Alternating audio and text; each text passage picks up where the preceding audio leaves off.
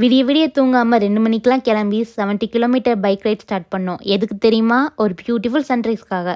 எங்களோட destination Nandi hills. ஆனால் போகிற வழியில் தான் தெரிஞ்சிச்சு பெங்களூர் குளிர் சும்மா இல்லைன்னு.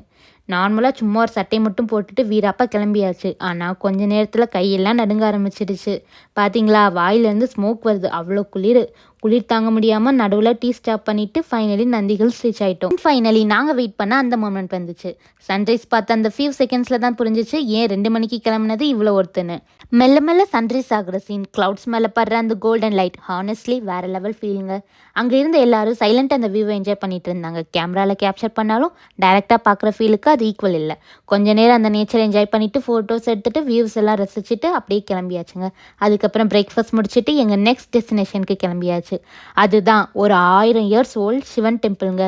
பெங்களூர்லேருந்து இவ்வளோ தூரம் வந்து அந்த டெம்பிளில் நம்ம தமிழ் இன்ஸ்கிரிப்ஷனை பார்த்தது ரொம்ப ஸ்பெஷல் மூமெண்ட்டாகவே இருந்துச்சு. கர்நாடகாவில் இருக்கிற அந்த ஏன்ஷியன்ட் டெம்பிளோட ஆர்கிடெக்சர், ஸ்டோன் கார்விங்ஸ் எல்லாமே பார்த்த உடனே வாவ்னு ஃபீல் வந்துச்சு. இந்த ஜேர்னி எங்களுக்கு அன்ஃபர்கெட்டபிள் எக்ஸ்பீரியன்ஸாக மாறிடுச்சுங்க. இருங்க இன்னும் முடியலைங்க. நெக்ஸ்ட் எங்கே போகணுன்றதை அடுத்த வீடியோவில் பார்ப்போம். Bye bye.